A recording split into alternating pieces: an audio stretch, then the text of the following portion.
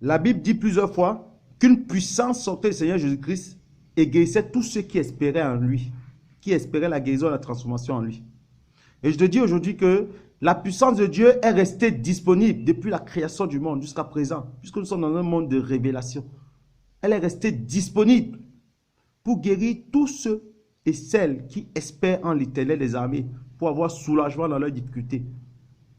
Et j'ai identifié pour toi 2 piliers importants dans ta relation avec Dieu qui peuvent t'amener à expérimenter cette décharge de grâce. 2 piliers importants pour effectuer ce que j'appelle souvent un toucher spirituel, un toucher par la foi. Le premier élément, c'est l'exercice de la foi en Jésus-Christ. Et le second élément, c'est une vie de soumission. Tu t'attendais à quoi? Que je te donne des choses très grandioses et aussi? Non, ne t'attends jamais de moi de recevoir des choses pompeuses. Parce que je vais te donner uniquement ce que la parole de Dieu recommande, c'est-à-dire la simplicité à l'égard du Christ. Donc, j'ai parlé de quoi? J'ai parlé d'une vie de foi au travers du Seigneur Jésus-Christ et d'une vie de soumission. Et je prends l'exemple de ce centenier romain qui est venu auprès de Jésus-Christ pour plaider la cause de son enfant, de son serviteur qui était malade. Quand il est arrivé, Jésus-Christ s'est proposé d'aller chez lui. Il a dit non, je ne suis pas digne de te recevoir chez moi. Vous voyez la soumission? Avec quelle distanciation il traite de Seigneur Jésus-Christ, avec quelle crainte? Pour nous qui sommes prêts à tout, pour recevoir un morceau de pain, une fraction de grâce, à toutes les compromissions, à toutes les bassesses, croyant même mériter par moment, croyant exercer quelque chose qui va nous faire mériter. Il dit non, je ne suis même pas digne de recevoir de toi cela. Et après il dit, même moi qui suis soumis à des autorités, j'en ai qui me soient soumis, qui sont sous mes ordres. Je dis à l'un va et il va, à l'autre viens et il vient, à mon serviteur fais cela et il le fait. Comme si le Seigneur Jésus-Christ avait trouvé ce qu'il cherchait, il se tourne vers la foule et dit waouh, même dans tout Israël, je n'ai pas trouvé une foi aussi grande. Je n'ai pas trouvé une foi aussi grande dans tout Israël, que ce soit au niveau des ascendants d'Israël lui-même ou des descendants, que nous sommes des enfants de Dieu. Je n'ai pas trouvé une foi aussi grande. Donc, si tu exerces ta foi comme ce serviteur, parce que lui va finir par bénéficier, il faut terminer son histoire déjà. Jésus va déclarer la guérison de son serviteur et à l'instant même son serviteur sera guéri chez lui.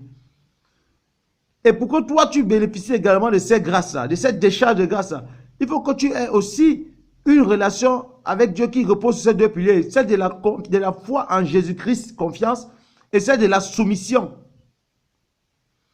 Mais l'un des gros problèmes qu'on a aujourd'hui, c'est celui de la convoitise. Le serviteur de Dieu convoite et convoite jusqu'à convoiter sa propre guérison. Son propre miracle, il la convoite. Il n'a pas foi en Dieu qui donne cela, mais il la convoite. C'est comme s'il voulait... Bon, je vais prendre quelques exemples rapides parce que c'est souvent plus facile les exemples. Il dit, Seigneur, donne-moi aussi la guérison comme tu as donné à tel. Donne-moi également, donne-moi aussi, donne-moi également. Je veux aussi, je veux aussi, je veux aussi. Ce aussi-là vient chercher quoi là? Si ce n'est pas la convoitise. Et quels sont les aléas de cette convoitise? C'est que numéro 1, tu limites les grâces de Dieu puisque tu limites Dieu à ce qu'il a fait dans l'autre. Alors que Dieu est capable de faire 1000 fois de ce qu'il a déjà fait. Je pense qu'est-ce qui est plus grand pour Dieu? Créer l'humanité avec tout ce qu'on voit de si grand dans l'univers, ou bien te créer un avenir à toi? Qu'est-ce qui est plus grand? Pour moi, 1000 fois, c'est plus grand de créer l'humanité. Mais la Bible dit qu'il a fait en quelques fractions de secondes. Numéro 2, aléa de cette convoitise, c'est que maintenant, on a établi un modèle intermédiaire entre nous et les hommes. On a un intermédiaire entre nous et les hommes. C'est celui qu'on a vu guéri. Alors que la Bible dit l'unique intermédiaire entre toi et Dieu, c'est Jésus-Christ. Fais-moi aussi, donc il est devenu ton intermédiaire. Parce que tu le vois maintenant comme élément par lequel Dieu va passer pour agir, puisque c'est la référence d'action de Dieu, c'est celui. Et le troisième élément aussi dangereux qui vient par la suite, c'est d'être envieux. Tu commences à être envieux. Parce que peut-être tu n'as pas obtenu ce que tu as convoité, tu es envieux. Tu détestes quelqu'un qui est serein, parce qu'il reçoit de Dieu tout ce qu'il a besoin, il n'a pas de complexe. Tu es envieux contre la personne. Et tu commences à désirer même pour lui des malheurs pour voir comment il sera encore serein. Vraiment, quelle tristesse. Si tu es serviteur de Dieu, tu dois vite sortir de cette convoitise. L'enfant de Dieu ne doit pas convoiter son miracle. Tu es fils de Dieu, exerce la foi en Christ, sois soumis à l'Éternel et tu bénéficies de la décharge de grâce. Le principe est simple. Tu n'as pas à convoiter, à désirer de façon injuste à obtenir de Dieu. Parce que regarde, il y a un quatrième danger à la convoitise. Le quatrième danger, après ce que j'ai d'abord cité là, le quatrième danger, c'est que maintenant, tu seras prêt à la compromission, c'est-à-dire à obtenir à tout prix, à tous les prix, ce que tu attendais. C'est aussi ça, puisque tu convoites, tu as là dessiné le modèle. Tu n'as pas la foi en Dieu qui te les donnerait. Tu vas finir par chercher les voies et moyens autres.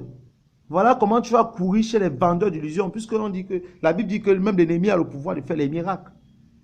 Et jusqu'au point de convaincre les élus si cela était possible.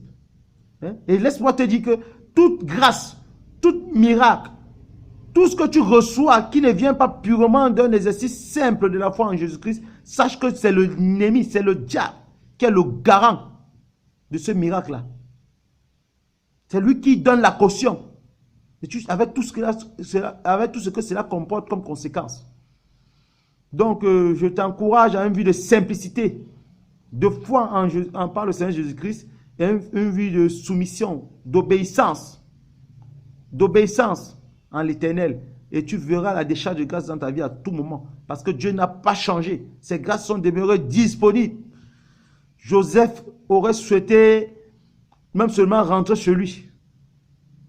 Mais à cause de sa soumission en l'Éternel, à cause de sa foi ferme en l'Éternel, la décharge se fera dans sa vie au moment où il s'attendait le moins.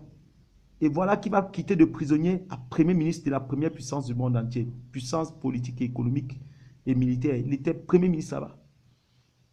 Que le Seigneur te donne d'avoir cet exercice-là. Et qu'il te bénisse au nom du Seigneur Jésus-Christ. Et comme je te l'ai dit tantôt là, te créer un avenir n'est pas un défi pour l'Éternel. La Bible en parle. On va revenir dessus prochainement. Te créer un avenir, ce n'est pas un défi pour l'Éternel. Si l'univers, ton avenir sera une portion, un détail de l'univers, et Dieu l'a fait en une fraction de seconde, pourquoi ne pas avoir une confiance absolue en lui? Reviens, cherche la pureté, cherche la sanctification. C'est Dieu qui sanctifie, c'est lui qui justifie. Reviens vers lui de tout ton cœur. Ne cherche pas à convoiter pour courir derrière les miracles. Ça, c'est la convoitise qui entraîne cette course inutile-là. Et après, on reçoit de l'ennemi. Après, on revient faire un jeu d'hypocrisie en disant merci à Dieu.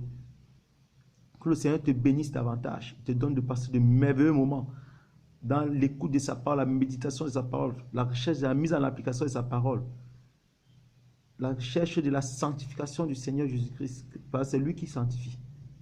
Sois béni au nom de Jésus.